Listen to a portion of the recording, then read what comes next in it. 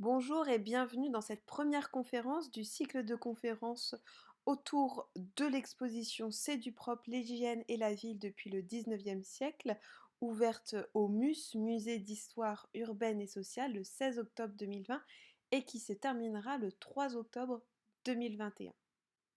Suite à des problèmes techniques durant le direct de la soirée, vous retrouverez ici un enregistrement a posteriori de l'intervention de Madame Ginette Batitornikian. Bonjour à tout le monde, je vous remercie d'être venu pour cette conférence.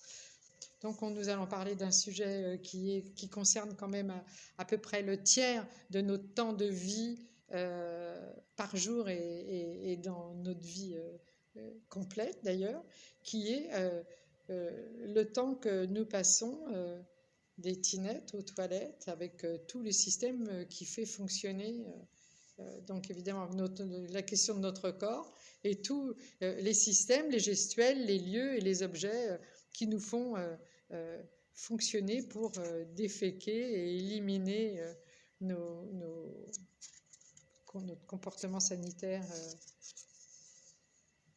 externe, on dira, et qui se fait de façon souvent plutôt individuelle. Alors, j'ai voulu pas du tout vous faire un compte-rendu chiffré de l'organisation et du mode de vie que l'on a sur les tinettes et comment on est passé de la tinette traditionnelle rurale aux toilettes urbaines. J'ai essayé de prendre seulement un point très déterminé qui est la position du corps, c'est-à-dire la gestuelle. Donc, en fait, on s'aperçoit que dans toute l'humanité, quel que soit le point où l'on habite sur notre planète, on va soit s'accroupir ou soit s'asseoir pour aller aux toilettes. Alors, on a déjà un texte qui avait été relevé par Roger-Henri Guérand dans le Deutéronome, dans le chapitre 10, 3, dans les versets 13 et 15, qui relatent ce que Moïse a écrit, qui est « Tu auras un lieu hors du camp, et c'est là que tu iras. Tu auras dans ton équipement une bêche. Quand tu iras t'accroupir à l'écart, tu creuseras. Et quand tu repartiras, tu recouvriras tes excréments avec de la terre. » Donc là, on est dans quelques milliers d'années avant Jésus-Christ. Pendant la même période, on a des sociétés voisines qui, elles, s'assoient. Ce sont les Égyptiens. Donc là, je peux vous montrer un plan de maisons égyptiennes. Et on voit donc dans la vie quotidienne des Égyptiens une maison qui est avec une terrasse, qui a un jardin. Et au fond du jardin, vous voyez dans la lettre C, on a des latrines avec un siège et un seau rempli de sable vidé au fur et à mesure des besoins. Donc je vous rappelle que l'Égypte est une société rurale verdoyante tout le long du Nil, et dès qu'on sort de cette bande cultivée, on est dans le désert. Donc ils n'ont pas cherché leur sable trop loin, mais ils ont la pratique des toilettes sèches, ce qui n'est pas évident, et ce qui ne se fait pas forcément dans les autres lieux où on a des gens qui vivent en voisinage du désert. Alors, Hérodote, qui sépare les mondes grecs des mondes barbares, ironise gentiment sur leur comportement. Il dit « La femme va au marché et urine debout, et l'homme urine assis et va aux toilettes assis. » Donc ça, c'est un siècle avant Jésus-Christ.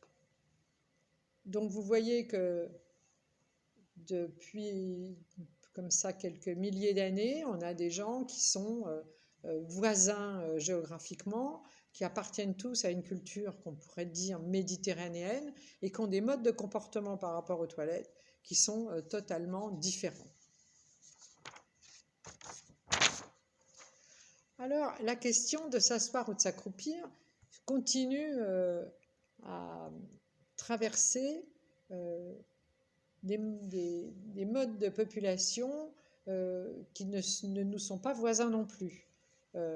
Par exemple, là, je peux vous montrer un dessin fait par un anthropologue spécialisé dans le monde asiatique, qui montre comment au Laos, dans une zone rurale, on voit un édicule en bambou qui est plutôt joliment fait, avec un sol qui est aménagé et qui est creusé au fond du jardin, et des toilettes donc, dans lesquelles les habitants donc, quittent leur maison, vont dans le sol au fond du jardin et utilisent une tige de bambou fendue, complétée ensuite par du papier, pour en fait se nettoyer, vous voyez, quand on va déféquer.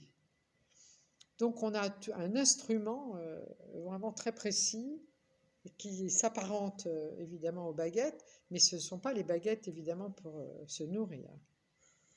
Et vous voyez comme le bâtiment est très très bien conçu et comment les résultats de nos défécations et de l'urine humaine vont dans le trou qui va à l'intérieur du sol. Pour s'accroupir toujours, on sait que la zone, ce que je dirais, nord-ouest de la Méditerranée est remplie d'individus qui tous, sans exception, s'accroupissent. Donc on a ce dessin de la bibliothèque de la faculté de médecine de Paris qui montre une position modèle dans laquelle il y a un texte qui dit qu'il est conseillé de mettre sa tête dans ses mains. Donc l'homme est accroupi, les coudes sur les genoux, au-dessus d'un pot. Et vous voyez, si vous mettez vous pouvez essayer, vous mettez votre tête dans vos mains et ça va être vraiment très confortable. Donc c'est les médecins de l'époque, post-Moyen-Âge, qui nous l'expliquent.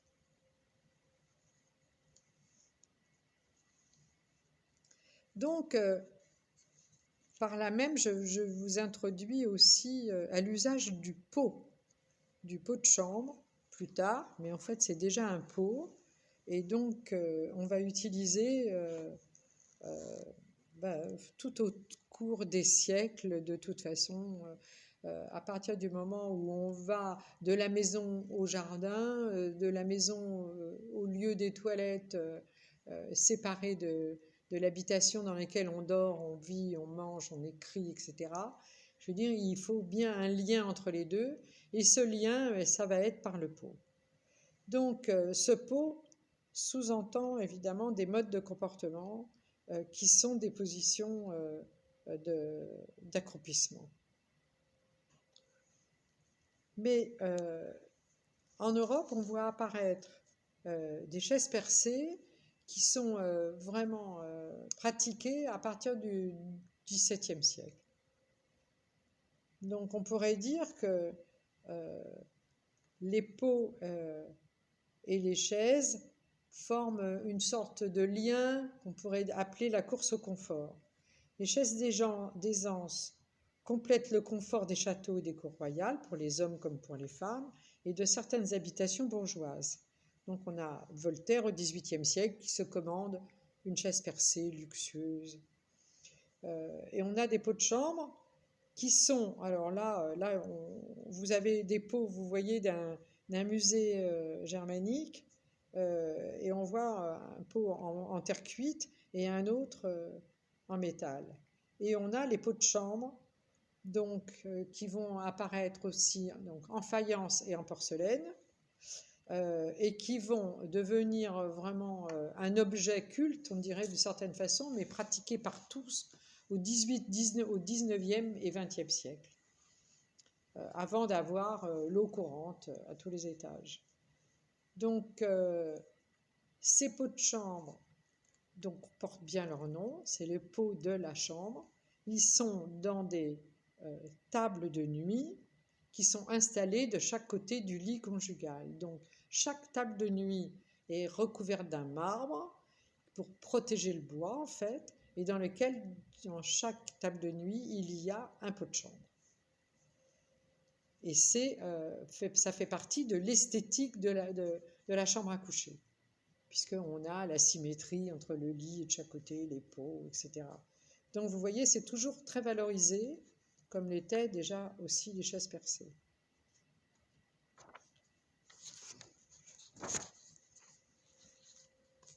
Alors, en même temps qu'on voit un confort se développer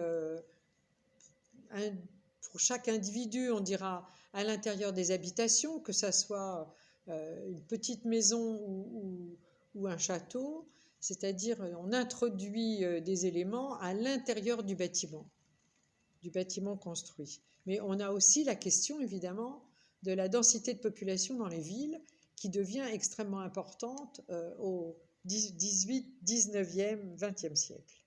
Donc toute la question du 19e siècle va être résolue par des éléments urbains qu'on va appeler des chalets de nécessité, avec évidemment la question d'avoir des barils d'aisance pour pouvoir accueillir les déchets qui sont jetés dans les chalets de nécessité. Et en même temps, parallèlement, on va voir dans les villes des fontaines d'eau potable, dont on a toujours d'ailleurs certains éléments.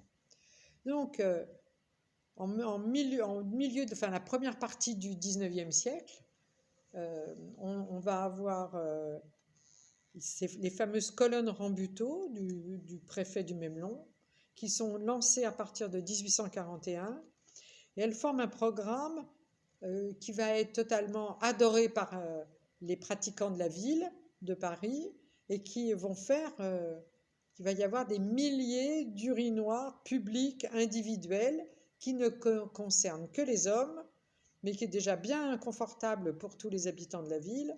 Et il est complété par ensuite des chalets de nécessité à partir de 1865, donc sous Napoléon III, qui permet d'accueillir les femmes.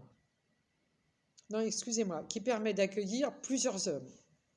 Donc, là, vous avez la reproduction d'une photographie d'un chalet de nécessité. Et vous voyez, ces chalets, en fait, sont très rentables, exactement comme les colonnes Rambuteau. On peut y coller des panneaux de publicité tout autour. Donc, c'est en même temps intéressant pour les gens qui les installent. Les femmes, elles, alors on a brusquement une séparation entre l'action pour les femmes et pour les hommes par rapport aux déchets urinaires et pour les défécations entre les hommes et les femmes. C'est-à-dire que brusquement, avec la question urbaine, on va essayer de résoudre la question d'urine noire pour les hommes, mais pour les femmes, elles attendront 1882 pour avoir des petits édicules dans Paris pour leur confort. Donc vous voyez que ça fait quand même une bonne quarantaine d'années, presque un demi-siècle, avant qu'on se penche sur les femmes dans la ville. À la même période, toujours au XIXe siècle, dans ces fameuses grandes villes beaucoup plus denses, on a aussi évidemment des types de questions de scolarisation des populations. Et l'équipement des écoles publiques est de 2 cabinets pour 100 élèves à partir de 1874. Donc il y a la loi de 1870, vous savez, la loi Jules Ferry, de l'obligation de l'éducation scolaire pour tous.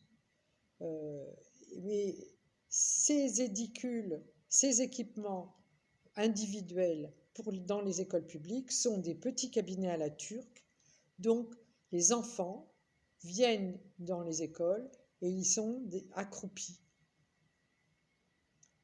Et en fait, petit à petit, à la fin du 19e, début du 20e siècle, on va voir commencer à apparaître des sièges en bois, puis, mais vraiment qu'est-ce que je dirais, de façon expérimentale, on verra des sièges en faïence, et donc les sièges en bois et les sièges en faïence sont des sièges dans lesquels on propose aux enfants de s'asseoir.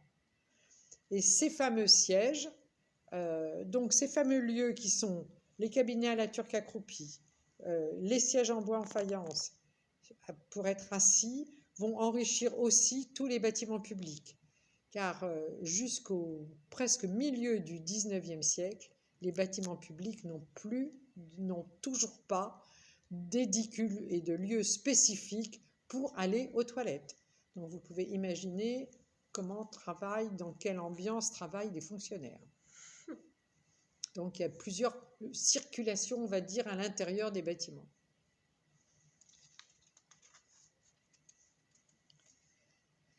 Donc là, je voudrais passer, puisqu'on est dans l'urbanisation qui se densifie dans les villes européennes, et donc j'ai pris plus particulièrement la ville de Paris, mais on a aussi la question des modes de vie dans le mode industriel.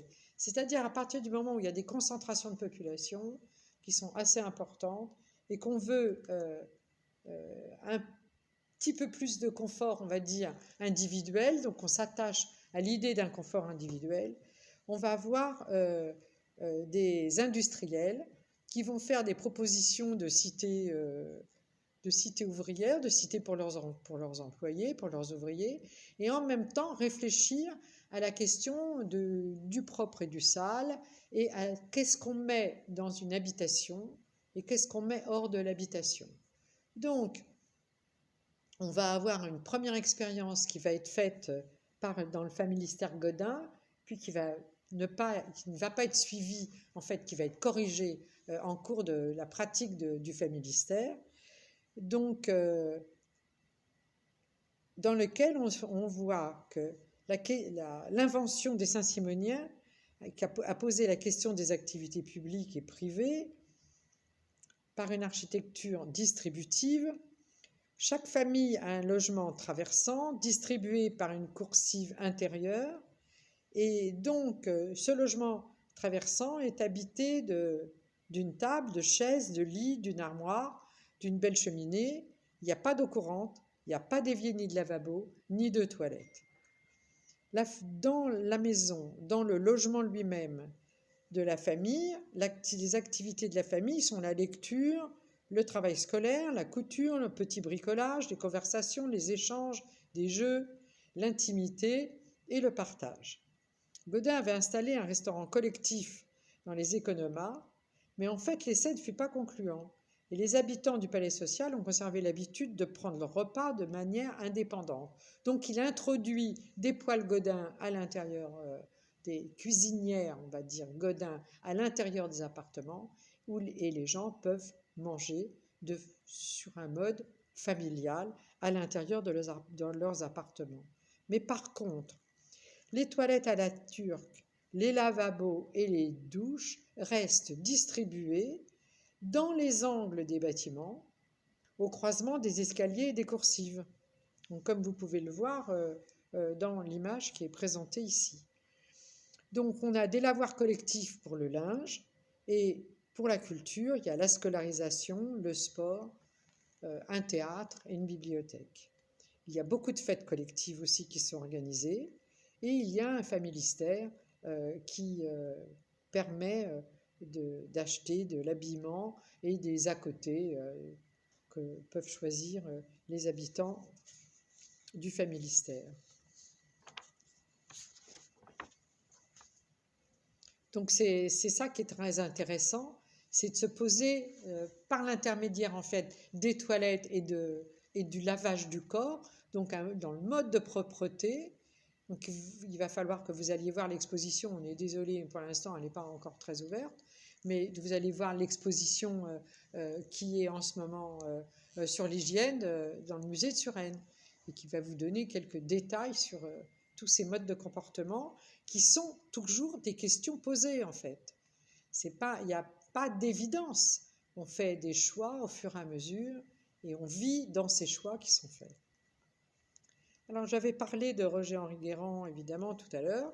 Et donc là, je vais vous en montrer quand même quelque chose de très important. Ce ne sont pas les Français, ce ne sont pas les Européens, ce ne sont pas les grands pays, les Russes, les Chinois ou les Américains, qui ont reconnu la valeur de Roger-Henri Guérand, qui a décidé de s'attaquer au problème des toilettes euh, euh, avec la même conscience scientifique que n'importe quelle autre question que l'on peut se poser sur la vie quotidienne des individus dans notre monde actuel.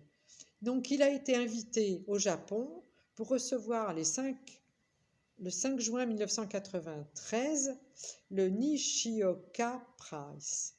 C'est le président japonais de Toilet Association qui va lui donner ce prix. Donc qu'il le reconnaît comme étant l'homme le plus important du monde actuel, qui travaille, qui est un des seuls à travailler sur cette question et qui dit que c'est une véritable, vraie question scientifique et qu'il faut s'y pencher beaucoup plus. Et en fait, on a un seul homme qui travaille sérieusement à long terme dessus, c'est Roger-Henri Guérand. Et vous avez là, vous voyez, le président qui a donné ce certificat. C'est quand même joli. Hein. Voilà. Et donc, je vais finir puisqu'on est passé, on a sauté directement dans le XXe siècle et la reconnaissance de l'utilité d'étudier les modes de confort qui sont proposés aux individus en ce moment, en plein XXe siècle. Et en effet, on voit un saut en avant, on dirait, qui est fait par les Japonais et les Italiens qui ont introduit dans les techniques de toilette, qui étaient déjà avec la chasse d'eau, enfin, vous voyez, tout ce que vous pratiquez en croyant que c'est là depuis toujours, vous voyez. Donc, l'eau, ça veut dire quand même que c'est de l'eau courante, qu'il y a une chasse d'eau qui chasse les déchets humains, qui les envoie dans des circulations, vous voyez, parallèles et inodorantes. Et de l'autre côté, évidemment, on avait cette question dont vous avez vu une image tout à l'heure, qui était la question des éléments qu'on introduit pour ces formes de comportement par rapport aux toilettes. Et on avait évidemment vu apparaître au XIXe siècle le bidet. Enfin, déjà au XVIIIe, parce qu'il y avait les bains, mais le bidet vraiment se développe du XVIIIe et XIXe siècle. Et donc, elle pourrait avoir tendance, avec les douches et les bains, à disparaître. Mais les Japonais et les Italiens introduisent la fonction du bidet, c'est-à-dire se laver, avec la fonction des toilettes, c'est-à-dire éliminer nos déchets humains, à l'intérieur d'un même instrument, bon, qui va avoir, je ne sais pas trop comment appeler, qu'on peut appeler cet instrument, mais enfin, il doit falloir lui trouver un nom. Donc,